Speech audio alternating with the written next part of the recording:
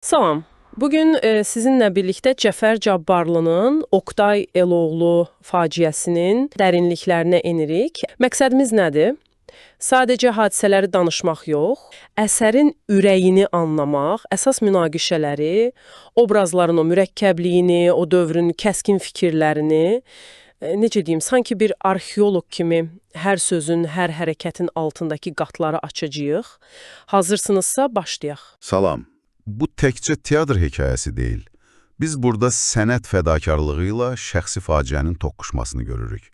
İdealizmlə o sərt reallığın, milli oyanış arzusu ilə cəmiyyətin ətalətinin, yəni amansız mübarizəsini izləyirik. Oqtay obrazı isə məhz bu toqquşmanın mərkəzində dayanan, alovlu, amma sonda təəssüf ki, yanıb kül olan bir fiqurdur.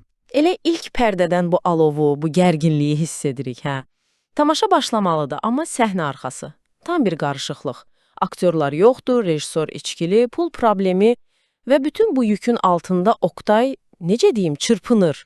Onun o məşhur üsyanı var axı. Allahın boynu sınsın, bilmirəm bu 400 milyon qoyun kimə gərəkdir?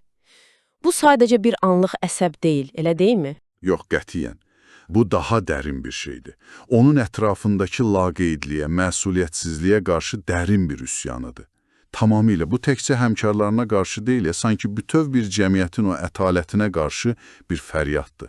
Oqtayın fədakarlığı isə doğrudan da inanılmazdır. Tamaşa bir nəfər də olsa getməlidir, deyir. Hətta üzüyünü satmağa belə hazırdır. Hə, bu onun teatra nə qədər dəlicəsinə bağlı olduğunu göstərir. Çox güclü bir bağlılıq. Amma eyni zamanda biraz da düşündürücüdür, deyilmi? Bu bir qədər də xəstə bir bağlılıq deyilmi? Bütün həyatını, sağlamlığını, rifahını qurban verməyə hazır olmaq. Maraqlı sualdır.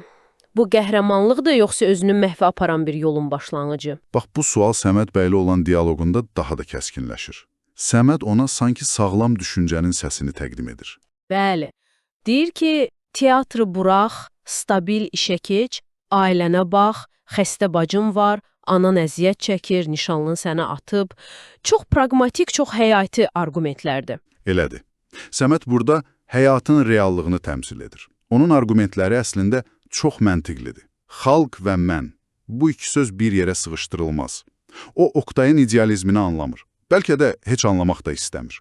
Həm də o dövrün reallığını üzünə deyir də, cəmiyyətin aktyora oyunbaz, arvad tumanı geyən kimi baxdığını xatırladır. Bəli, bu da Oqtayın mübarizəsinin nə qədər çətin olduğunu göstərir. Yəni, bu təkcə maddi çətinlik deyil, həm də çox dərin bir sosial təzyiqdir. Amma Oqtayın cavabı onun seçimini tam qətiləşdirir. Mən qocaman bir xalqı 2 nəfər qadının istirahətinə fəda edə bilmərəm. Şəxsi həyatını bütöv bir xalqın mədəni gələcəyinə qurban verir. Bu, inanılmaz dərəcədə yüksək bir ideal olsa da, sanki özündə bir faciə toxumu da daşımırmı? Xüsusilə də o sözləri, ya mən olmalıyam, ya o xalq olmalıdır, ikinci yolu götürdüm. Məhz elədir. Bu seçim sanki onun sonraki bütün faciələrinin təməlini qoyur. O, bir növ öz insanlığını, şəxsi ehtiyaclarını boğaraq özünü bir ideyaya həsr edir. Özünü inkar edir sanki. Hə, qəhrəmanlıq qədər həm də bir özünü inkar kimi səslənir, düz deyirsiniz. Və çox maraqlıdır ki, bax, tam bu gərgin anda səhnəyə Firəngiz daxil olur. O gizlicə gətirdiyi çiçəklər, heyranlıq dolu sözlər. Oqtay üçün bu, qaranlıqda yandırılan bir şam kimidir. Onun mənə bu da bəsdir deməsi göstərir ki, o nə qədər təqdirə, nə qədər anlaşılmağa möhtacdır əslində. Burada sadəcə heyran bir qız deyil amma, elə deyilmi? O sanki Oqtayın arzuladığı o maarifli Azərbaycan qadını obrazıdır. Onun sənətinin potensial ünvanı kimidir. O sözləri var, mən çox arzu edirəm ki, bizim də dilimizdə belə teatrlar olaydı. Bu, Oqtayın mübarizəsinə sanki bir məna qatır. Bəli, tamamilə razıyam. Firəngiz həm Oqtayın şəxsi həyatına daxil olan bir qüvvədir, həm də onun milli mədəni idealının bir təcəssümüdür sanki. Amma görürük ki, bu münasibət də başlanğıcdan problemlidir. Firəngiz qardaşı Aslan bəydən çəkinir, qorxur. Bu da onların sevgisinin ya da heyranlığının qarşısındakı o sosial maneələri lap başdan göstərir. İkinci pərdədə isə biz artıq teatrın daxili aləminə, aktyorlar arasındakı münasibətlərə daha yaxından baxırıq. Tənqidi rəylər oxunur və bu, sözün əsl mənasında partlayışa səbəb olur. Oqtay təriflənir, digərləri isə çox sərt tənqid olunur. Bu səhnə bizə nə deyir? Sadəcə aktyor egoları haqqında bir şeydirmi? Egolar da var ədətdə. Şəkinskinin tənqidçiləri günahlandırması o nə anlayır? Bu çox tipik bir müdafiə reaksiyasıdır. Amma daha dərin məqamlar da var burada. Birincisi, Oqtaya qarşı açıq-aşkar bir paxıllıq var. Onun istedadı, fədakarlığı həmkarlarını qıcıqlandırır, narahat edir. İkincisi, tənqidlərin məzmunu əslində Oqtayın da dərdini təkrarlayır. Qadın rollarını kişilərin oynaması, əcnəbi aktrisanın, yəni Tamaranın dil problemi. Hə, bu Oqtayın fəryadını daha da gücləndirir. Azərbaycan səhnəsində doğma bir yavru olmadıqca. Tam olaraq. Və yenə Oqtay-Səməd qarşılaşması baş verir. Bu dəfə Səməd daha da irəli gedir, Oqtayın Firəngizə olan sevgisini də vurğuluyur. Bu Oqtayın o möhkəm görünən zirhindəki bir çatdır sanki. Evet, o özü də etiraf edir ki, bu sevgi qarşısında gücsüzdür. Elə bir qüvvət var ki, mən ona qarşı gücsüzəm. Bu nəyi göstərir? Göstərir ki, Oqtay o qədər də mərmərdən yonulmuş bir idealist deyil. Onun içində dərin hisslər var, ehtiraslar var, qorxular var. Məsələn, rədd edilmə qorxusu. Bax, bu Oqtay obrazının mürəkkəbliyidir. O həm eloğlu olmaq istəyir, həm də sevən bir ürəyə sahibdir. Firəngiz onun üçün həm şəxsi xoşbəxtlik ümididir, həm də milli idealın simvoludur. Bəli, və bu iki istək onun daxilində toqquşur, mübarizə aparır. Firəngizin də öz münaqişəsi var axı, ailə təzyiqi ilə sevgi arasında qalması. Onların bir-birlərinə olan etirafları çox səmimi, çox həssasdır. Amma Oqtayın xəbərdarlığı, sən mənimlə göz yaşlarından başqa bir şey tapa bilməyəcəksən. Bu sözlər sanki gələcəkdən xəbər verir. Və Qaçaqlardan Amalyanın ölüm səhnəsinin məşqi, bu çox güclü bir işarədir, öncə görmədi. Sanki öz taleylərini məşq edirlər. Aslan bəyin gəlib bu anı pozması isə Qarşıdakı fırtınanın həbərçisidir tamamilə. Və üçüncü pərdə artıq tam bir üzləşmə, tam bir partlayış anıdır. Aslan bəyin evindəyik. Firəngiz dəhşət içindədir. Çünki bilir ki, qardaşı onu Oqtayı üzünə qarşı rədd etməyə məcbur edəcək. Onun indi onların hamısını danmaq sözləri nə qədər acı çəkdiyini göstərir. Aslanın da motivasiyası aydın olur, onun üçün əsas olan nədir? Общественный status və Oqtay kimi bədbəxt, niktojni, jalki, razvratlı aktyor onun ailəsinə, adına ləkədir. Baxışı budur. Oqtayın Aslanla qarşılaşması isə sözün əsl mənasında iki dünyanın toqquşmasıdır. Aslan puluna, statusuna güvənir, Oqtay hədəliyir. Oqtay isə öz mənəvi gücünə, ləyaqətinə arxalanır. Onun o cavabı çox güclüdür. Könüllər sevilirkən dəllallar susmalıdırlar. Bu Aslanın bütün dəyər sistemini heçə saymaq dəslində. Amma ən sarsıdıcı an şübhəsiz ki, Firəngizin Oqtayı rədd etməsidir. Təzyiq altında sevgisini inkar edir, deyir ki, yox, mən onu sadəcə sənətkar kimi sevirdim. Bax, bu Oqtayın daxilində nə isə qırır. Onun reaksiyası təkcə qəlb qırıqlığı deyil, bu dərin bir xiyanət hissidir. Onu canlı bir insanı taxta bir oyuncaq kimi oynatmaqda ittiham edir. Bütün ömrü boyu mübarizə apardığı o süni dünya indi onun şəxsi həyatına soxulub və ən dəyərli hissini məhv edib. Onun o fəryadı ürək parçalayır. Orada hər şey süni, fəqət mənim ürəyim o süni deyildi. Və Aslanın ona pul təklif etməsi. Hə, bu təhqirin son həddidir. Oqtayın partlayışı da məhz bundan sonra gəlir. Pulu Aslanın üzünə çırpması çox simvolikdir. Bütün problemin kökünü sanki pulda, maddi dəyərlərdə gördüyünü göstərir. Və onun son nitqi, Aslanı və onun kimiləri cansız, duyğusuz, varatnikli odun parçaları adlandırması, xalqın içindən qəhrəmanlar çıxacağını deməsi, bu hələ də içindəki o idealistin son çırpıntılarıdır bəlkə də. Amma sonra gələn o intiqam andı. Bu tamamilə fərqli bir yöndür artıq. Bu yaradıcı deyil, dağıdıcı bir enerjidir. Özündən, sevgisindən, taleyindən, tanrıdan, həqiqətin yoxluğundan intiqam almaq. Və bu onu səfirlər padşahı olmaq yoluna salır. Tam bir nihilizmə doğru atılan addımdır. Elədir. Dördüncü pərdə isə bu nihilizmin acı nəticələrini göstərir bizə. 10 il keçib, qarlı bir gecə, dağılmış bir meyxana. Oqtayın bacısı Sevəri dilənçi vəziyyətində görürük. Onun hekayəsi də əslində Oqtayın faciəsinin bir parçasıdır. Yəni, Oktayın idealları uğrunda mübarizəsi dolayısıyla onun da həyatını məhv edib. Firəngizin ona gizli kömək etməsi də maraqlıdır. Bu Firəngizin vicdan əzabının və Oktaya olan bağlılığının hələ də davam etdiyini göstərir. Oktayın özünü isə daha da dəhşətli bir vəziyyətdə tapırıq. Sürgünlər, Sibir, azadlığa çıxanda yüksək vəzifədən imtina edir. Niyə? Çünki o, səfillər yurdunun padişahıdır. Bu sadəcə bir poza deyil artıq. Bu onun yeni həyat fəlsəfəsidir. Səfaləti, dibdə olmağı bir növ həqiqət kimi qəbul edir sanki. Bəli. Meyxanadakı davranışı, o saxta bəzəkləri cırması, pul ödəməkdən imtina etməsi, ala bilmədiyin sənin deyil, ala bildiyin mənimdir, hətta zorakılığa əl atması. Bütün bunlar onun cəmiyyətin bütün qaydalarını rədd etdiyini göstərir. Onun o həqiqət axtarışı çox təhlükəli bir hal alıb, deyilmi? Nə üçün gizlədirsiniz? O, çirkin də olsa həqiqət olduğu üçün gözəldir, deyir, amma bu həqiqət anlayışı çox subyektiv və dağıdıcı bir şeyə çevrilib. Tamamilə. Səmədi tanımaması, dostluğu rədd etməsi, sizi arxasınca gəzdirən mən deyiləm, puldur, pul. Onun insanlara olan inamını tamamilə itirdiyini, necə deyim, çox kinli bir vəziyyətə düşdüyünü göstərir. O, dərin travma keçirmiş, reallığla əlaqəsi çox zəifləmiş biridir sanki. Əbədi bir həqiqət axtarır, amma bu axtarış onu daha da dərinə, qaranlığa çəkir. Ancaq maraqlıdır ki, bacısı Sevərlə qarşılaşanda o sərt qabıq, o zirək çatlayır. Əvvəlki qəddarlığı, doğrudan da acısansa, bu çörəyi sənə verərəm, bacısını tanımasıyla əriyir bir anda. O sözlər çox təsirlidir. Saadətini Tanrım qədər sevdiyin bu xalq bircə səni də yaşatmadı.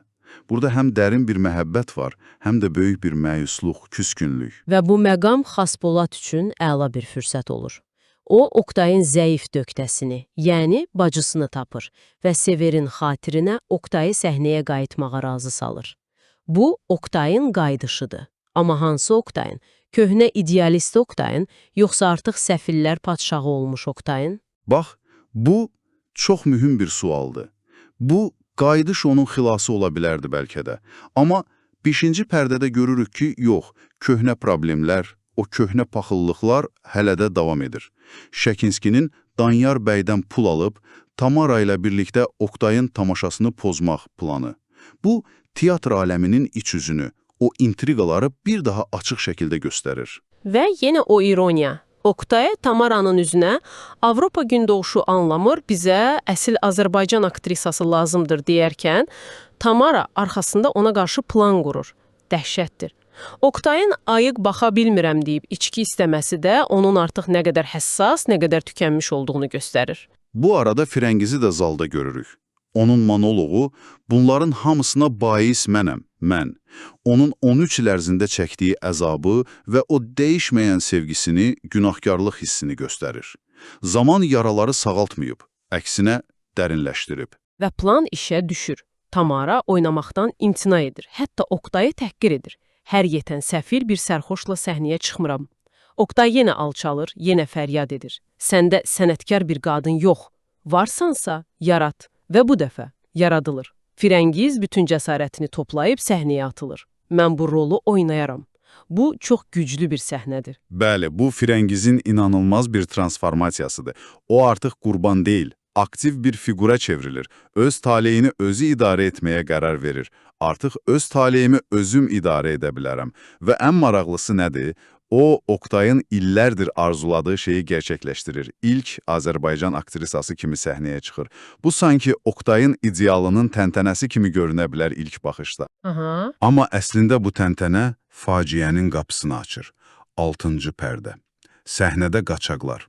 Oktay Karl rolunda, Firəngiz Amaliya rolunda. Amma Oktay üçün artıq rol yoxdur. O Firəngizi görür və reallıqla oyun bir-birinə qarışır. Of, Firəngiz, sənsən, yuxumu görürəm, of, ilan, əqrəb, beyni o köhnə xiyanəti xatırlayır və o obrazdan çıxır. Artıq Karl deyil, Oktaydır. Bu, onun psixoloji çöküşünün, dağılmasının kulminasiyasıdır. O, artıq səhnənin o şərtliliyini, illüziyasını qəbul edə bilmir. Onun o amansır həqiqət axtarışı indi teatrın özünü dağıtmağa yönəlir. Mən Karl deyiləm, mən Oktay Eloğlu deyərək illüziyanı tamamilə məhv edir. Firəngizin yalvarışları, Oqtay, əzizim, biz səhnədəyik, artıq faydasızdır. Və son o dəhşətli addım. O öz təhrif olunmuş həqiqət anlayışı ilə qərar verir ki, Firəngizi öldürməlidir. Sanki pyesdəki Karlın Amaliyanı öldürməsini öz şəxsi intiqamı ilə birləşdirir. Saxta bıçağa atıb, əsl bıçaqla onu vurur. İndi doğru bir həyatı öyrətməliyəm. Bax belə, bu dəhşətdir. Bu, sənətin həyatı təqlid etməsi deyil, həyatın sənətə müdaxilə edib onu, yəni sənəti məhv etməsidir. Firəngizin son sözləri, səni bağışlayıram, onun obrazının faciəviliyini və eyni zamanda böyüklüyünü tamamlayır. Oqtay isə, o isə artıq tamamilə reallıqdan qopmuş bir vəziyyətdədir. Firəngizin ölmədiyini öz bağrında yaşadığını iddia etməsi, dekorasiyaları dağıtması, dünya qaranlıqdır, qoy qaranlıq görünsün, Tanrıya meydan oxuması, kimdir daha böyük sənətkar, sən ya mən? Bunlar hamısı onun tamamilə dağılmış şüurunun ifadəsidir. Cəmiyyəti sanki bizim, yəni cəmiyyətin üzərinə atır. Bu parçalar əsasında Oqtayın faciəsini necə yekunlaşdırmaq olar? O kimdir? İdealları uğrunda yanıb kül olan bir qəhrəman, yoxsa öz qürurunun, travmalarının, səhv seçimlərinin qurbanı? Pyes bu sualı çox ustalıqla açıq qoyur və bəlkə də cavab bunların hamısının mürəkkəb bir qarışığıdır. Oqtay həm cəmiyyətin laqeydliyinin, dəyərsizləşdirməsinin qurbanıdır şübhəsiz, amma eyni zamanda o, öz ifrat idealizminin, barışmazlığının, sonda isə o dağıdıcı nihilizminin də qurbanıdır. İkisi bir yerdədir.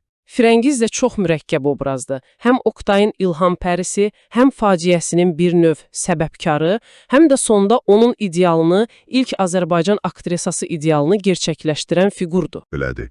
Aslan, Şakinski, Tamara kimi obrazlar isə cəmiyyətdəki o çürüməni, paxıllığı, mənəviyyatsızlığı təmsil edir. Səməd isə bəlkə də çoxların seçdiyi, amma Oqtayın rədd etdiyi o normal, pragmatik həyatın simvoludur. Deməli, tək bir müqəssir axtarmaq düzgün deyil. Bu fərdi faciələrlə cəmiyyətin qüsurlarının, problemlərinin iç-içə keçdiyi böyük, mürəkkəb bir tablodur. İdealizmin təhlükələri, sənətin həm gücü, həm zəifliyi, sevginin və xəyanətin dağıdıcılığı. Bəli, və əsər sanki bizə deyir ki, həqiqət axtarışı çox nəcib, çox vacib bir məqsəd olsa da, bu axtarışın özü də dağıdıcı ola bilər. Əgər reallıqla əlaqə itirilərsə, əgər ifrata varılarsa, Oqtayın həqiqəti sonda həm özünü, həm də ən çox dəyər verdiyi insanı, idealını məhv etdi. Və sizə son bir düşüncə üçün sual. Oqtay son anda Tanrıya meydan oxuyur, kimdir daha böyük sənətkar deyə soruşur. Bir anlıq düşünək, əgər sənət həyatı əks etdirirsə və həyat özü bu qədər qaranlıq, faciəvi, ədalətsizdirsə, Oqtayın səhnədə törətdiyi bu dəhşətli həqiqət aktı, onun o təhrif olunmuş, dağılmış düşüncəsində bəlkə də həyatın özünün yaratdığı faciələrdən daha səmimi, daha həqiqi bir sənət əsəri kimi görünürdü. Bu əlbəttə çox narahat edici bir sualdır. Çox qaranlıq bir düşüncədir. Elədir. Amma pyesin bizi üzləşdirdiyi mürəkkəb, dərin məsələlərdən də biridir. Ümid edirik ki, Oqtay Eloğlu'nun bu parçalarına bizim bu birgə baxışımız sizin üçün də düşündürücü oldu.